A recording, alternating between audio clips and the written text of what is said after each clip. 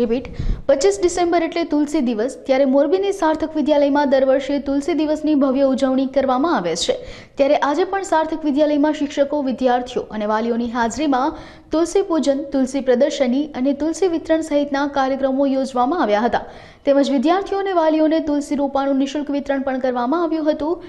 બાળકો ભારતીય સંસ્કૃતિને ભૂલે નહીં અને શાસ્ત્રોમાં અને જીવનમાં જણાવેલ તુલસીના મહત્વ વિશે જાણે તેમજ સંસ્કૃતિને સાચવી રાખે તે માટે આ તુલસી દિવસની ઉજવણી કરવામાં આવી હતી। હું સાર્થક વિદ્યા મંદિરની અંદર પ્રાથમિક વિભાગની અંદર પ્રિન્સિપલ તરીકે ફરજ બજાવું છું। મારું નામ છે શુક્લ વિવેક। સાર્થક વિદ્યા મંદિર દર વર્ષની જેમ તુલસી દિવસ ઉજવે છે। આ વર્ષે પણ દશાબ્દી મહોત્સવ અંતર્ગત એટલે કે 2015-16 થી લઈ અને 2024-25 આજે જ્યારે સાર્થક વિદ્યા મંદિર 10મા વર્ષની અંદર છે ત્યારે દશાબ્દી મહોત્સવ અંતર્ગત તુલસી દિવસની ઉજવણી કરવામાં આવી છે, જેની અંદર આજે સવારે જ શાળાના સંચાલક કિશોર ગુરુજી, ટ્રસ્ટીગણ તેમજ જે આપણે વિવિધ ક્ષેત્રે સન્માનપત્ર આપીએ છીએ એ દરેકનું આજે સન્માન પણ કરેલું છે, તુલસી પૂજન અર્ચન પણ કરેલું છે અને સાથે સાથે 2 દિવસનું બિઝનેસ કાર્નિવલનું પણ આયોજન છે, જેની અંદર વિવિધ પ્રકારના સ્ટોલ છે જે વિદ્યાર્થીઓ દ્વારા અને વિદ્યાર્થીઓ થકી જ ચાલે છે। વિદ્યાર્થીઓએ પોતાની રીતે જ એમના સ્પોન્સર્સ ગોતેલા છે, એમના જે ઇન્વેસ્ટરો હોય છે એ પણ એમની જાતે જ ગોતેલા છે। એનો પણ એક હેતુ છે કે આજે વિદ્યાર્થી કાળની અંદર ધોરણ 9 થી 12ના જે વિદ્યાર્થીઓ છે એ લોકો પોતાની જાતે જ ઉદ્યોગ શીખે, ઉદ્યોગની અંદર કેવી રીતે ઇમ્પ્રૂવ લાવી શકે એ લોકો વિદ્યાર્થીઓ પોતાની સાથે જે જાણી શકે અને પોતાની રીતે જે શીખી શકે કે આની અંદર કેવા કેવા આપણને પડાવ આવતા હોય છે। તો આ એક હેતુની સાથે તુલસી દિવસ આ વખતે 2 દિવસનો ઉજવવાનો છે અને ગઈકાલે 1 દિવસ પૂર્ણ થયો। 24 તારીખે સવારથી લઈને સાંજ સુધીમાં લગભગ 5000 થી વધુ પબ્લિકે આ બિઝનેસ કાર્નિવલની મુલાકાત પણ લીધેલી હતી।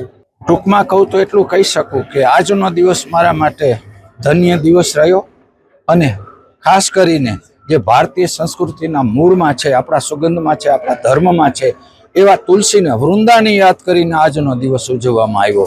એટલે આજનો દિવસ એટલો યાદગાર બની રહે।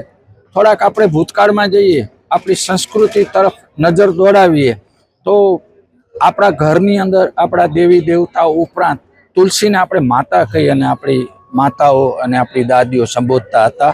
એટલે એ માતાને ફરી આજના દિવસે યાદ કરવામાં આવ્યા, એને આટલું આદર સન્માન આપવામાં આવ્યું, ભારતીય સંસ્કૃતિને ઉજાગર કરવામાં આવી અને અંગ્રેજીમાં કહું તો બેક ટુ બેઝિક્સ આપણી મૂળભૂત સંસ્કૃતિના આપણને દર્શન કરાવ્યા, એની સુગંધ પ્રગટાવી। એ બદલ ખરેખર હું ધન્યતા અનુભવું છું અને આ સંસ્થા, એમના કાર્યકરોને, આયોજકોને પણ હૃદયપૂર્વક ધન્યવાદ પાઠવું છું। જો એ આપણે માની લઈએ કે આપણા વ્યસ્ત શેડ્યુલ, આપણા વ્યસ્ત કાર્યક્રમની અંદર કદાચ તમે દરરોજ તુલસી દિવસ ઉજવો ન ઉજવો પણ વર્ષે એક વખત તો આપણી તુલસી માતાને વૃંદાને યાદ કરીને આ દિવસ ઉજવી અને ભારતીય સંસ્કૃતિનું સન્માન કરવું જોઈએ।